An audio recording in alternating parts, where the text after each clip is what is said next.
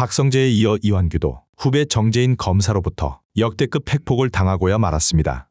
이완규의 스펙을 읊더니 내란과 관련해 어떤 짓들을 했는지 모조리 따졌는데요.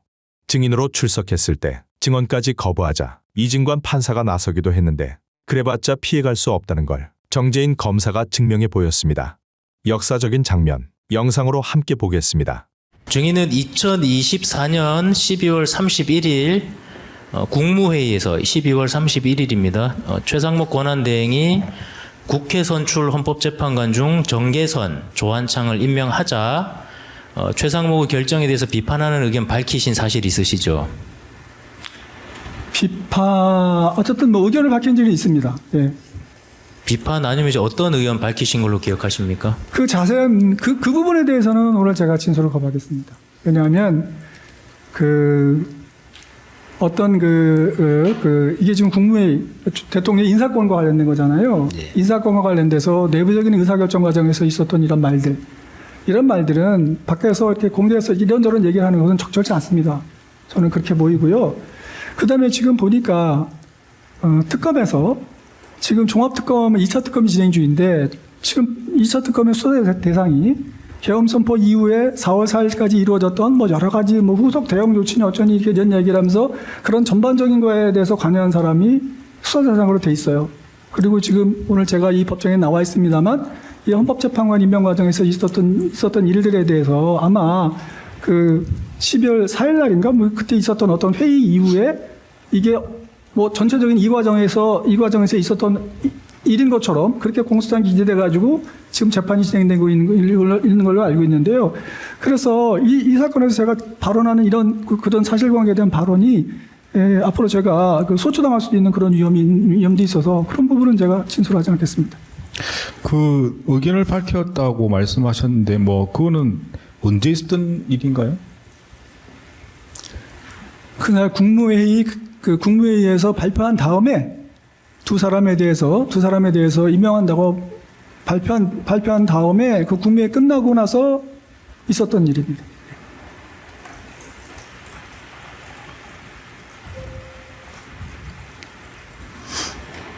그러면 이제 2024년 12월 31일 국무회의에 따른 발표가 있은 후에 뭐 의견을 제시한 적이 있대 말씀이시네요?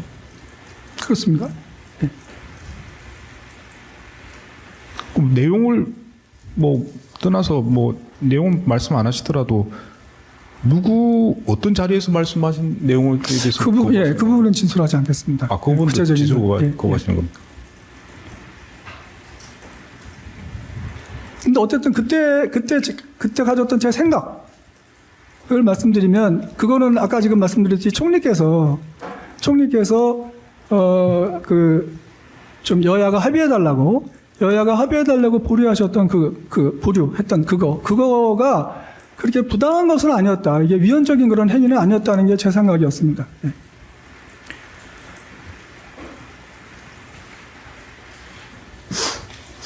근데 뭐 일단 그 시점보다는 시간이 더 흘러가지고 아직 증인이 원하시는 건 합의라는 거는 이루어지지 않은 상태 아니었습니까? 여전히 증인은 같은 입장이었다는 말씀이신가요? 아니요, 그러니까 선출될 당시에. 네. 그러니까 이 세 사람을 국회에서 선출된 당시에 그때 이제 헌법재판소에서는 나중에 이제 그 후보들 명단이 국회의장한테 여야에서 제출될 때까지를 봐서 이건 합의가 있었던 거다라고 인정을 하신 거잖아요. 헌법재판소에서 그동안에 판결에서.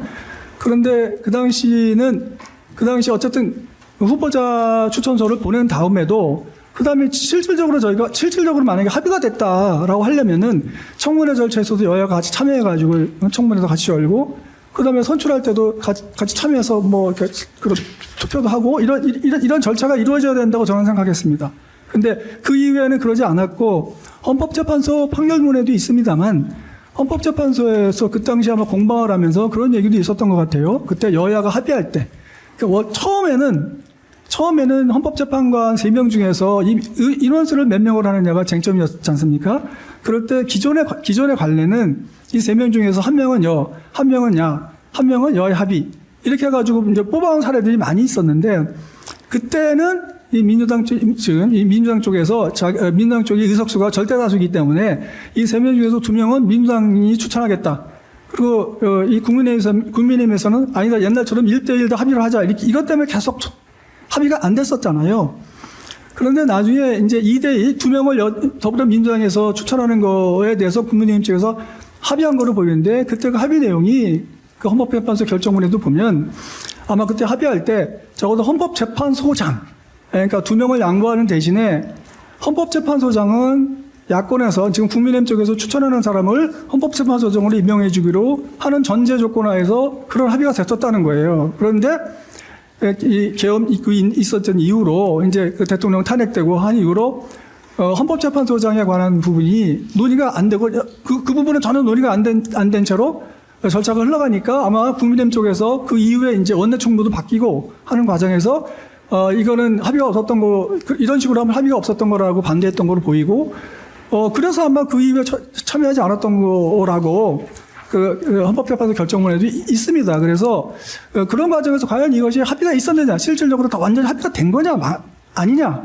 그 부분에 대해서는 사실 인정해서 다툼이 있을 수 있습니다. 그렇지만 어쨌든 지금은 헌법재판소에서 이 정도면 합의가 있었던 거예요라고 판정했기 때문에, 그럼 그 판정대로 인정돼서 법률 강령이 흘러갈 수밖에 없는 거지 않습니까?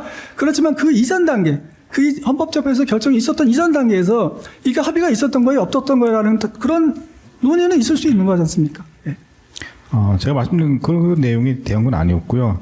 일단 그 한덕수 권한대행이 이제 뭘 의사를 표시했을 때 이제 그 말씀하시는 것 같고요. 네. 지금 이제 최상목 권한대행이 이제 2명을 임명하지 않았습니까? 임명했죠. 예, 네. 그런데 시점이 뭐 기간이 많이 뒤는 아닙니다만은 좀 뒤에 이제 그런 일이 벌어졌는데, 그 정인이 말씀하신 이거 뭐 판단의 문제가 아니고 그냥 궁금해서 여쭤보는 겁니다. 일단 정인이 원하시는 모습이 뭐 이상적인 모습이긴 한데, 정인도 말씀하셨듯이 그게 안 되면 결국은 뭐 다수결로 할 수밖에 없다고 아까 말씀하시지 않았습니까? 불할 수 없는 거죠. 결국은 이제 그 한덕수 권한대행이 그 말을 했음에도 불구하고 오히려 탄핵 소추를 당하고, 네, 그 다음에 이제 그 시간이 좀 지나서 최상목 이제 권한대행이 이제 왔을 때도 결국은 뭐 달라진 게 없고 또 악화되면 악화된 상황이었고요.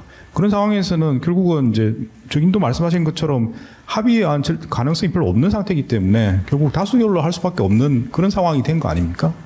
그건 그 이후 지금 그 재판장님께서 말씀하신 대로 그건 한참 지나서 일이고, 네. 제가 그때 그 말했던 건 12월 30일이라고 그러면 아마 우리 한 총리께서 탄핵된 게 아마 12월 27일인가 그 정도 될 겁니다. 그리고 나서 최성 부총리가 임명하겠다고 그 세 사람 중에서 2명을 임명하겠다고 한 게 아마 12월 그것도 며칠 후였거든요. 며칠 후였으니까 며칠 후에 두 분을 임명하셨잖아요. 그랬을 때 저는 그 시점에서도 한덕수 총리께서 좀 여야 합의해달라고 이렇게 말씀하신 한덕수 총리의 그 행위가 이거는 정말로 이렇게 비난받아야 될 행위는 아니었다고 생각하는 거죠. 그러니까 제가 최상목의 결정에 비판을 하셨다는 의견을 말씀하셨다길래 제 생각, 이런 생각을 말했습니다. 한덕수 권한대행 행위에 대해서 말씀하시는 그렇습니다. 건가요? 예. 네, 다음 질문 하시죠. 본격적인 논고에 앞서 장기간 걸친 심리와 다수의 공판기일을 통하여 실체적 진실의 규명에 최선을 다해주신 재판부의 노고에 깊은 경의를 표합니다. 아울러 이 사건 수사와 재판을 엄중한 시선으로 지켜봐 주신 국민 여러분들께도 감사의 말씀 드립니다. 피고인은 윤석열과 대학 사법연수원 동기로 윤석열이 제20대 대통령으로 취임한 직후인 2022년 5월 법제처장에 임명되었습니다. 법제처는 모든 법령의 심사, 해석, 정비를 도맡아 정부의 법무팀 역할을 하는 곳입니다. 피고인을 법제처장에 임명한 이유에 대해 당시 대통령실은 법무부 검찰과 대검찰청 검찰연구관 등을 거친 형사법 분야의 독보적인 전문가이며 특히 검찰 재직 시절부터 법령 해석 및 입법 지원 업무에서 탁월한 능력을 보여준 저명한 법학자라고 설명한 바 있습니다. 실제로 피고인은 약 23년간 검사로 재직하였으며 특히 형사소송법과 검찰 결정 사례 연구 등을 저술한 유명 법 이론가이기도 합니다. 이는 뛰어난 기억력과 판단력을 요구하는 일입니다. 그런 피고인이 사실과 다르게 기억하고 증언한 것이 있습니다. 바로 윤석열이 내란 목적의 비상계엄을 선포한 다음 날인 2024년 12월 4일 저녁 이른바 삼청동 안가 모임에 관해서입니다. 피고인은 그날 모임이 친목 도모를 목적으로 한 단순 식사 자리였다고 일관되게 주장합니다.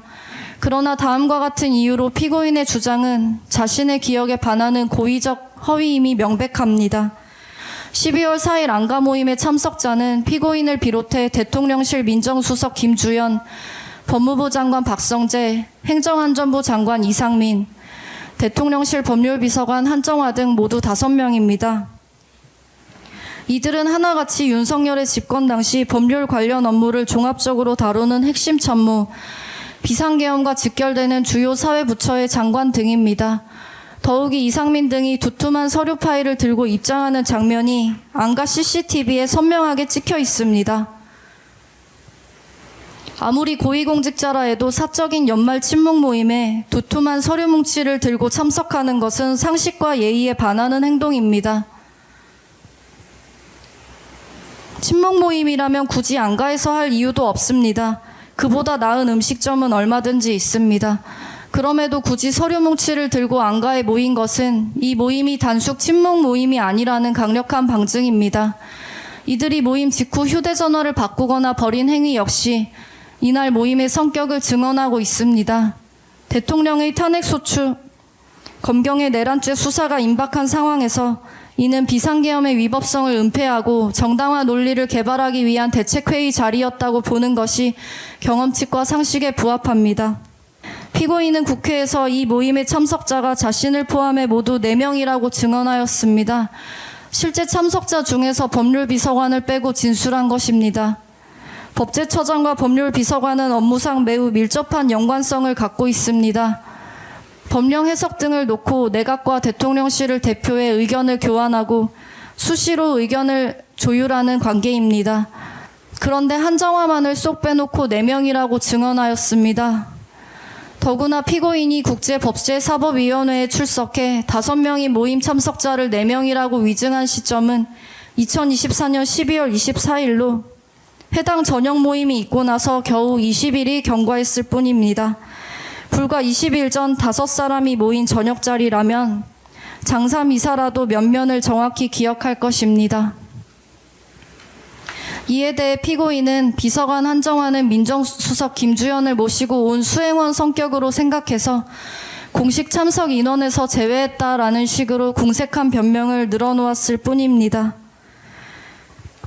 엄중한 시기에 사적인 모임에 대통령 비서관을 수행원으로 데리고 다니거나 사적인 모임을 수행하는 대통령 비서관이 있다고 생각했다면 피고인이 오랜 검사 생활과 법제처장으로 재직하면서 공사를 구분하지 않고 그와 같이 해왔기 때문이라 할 것입니다.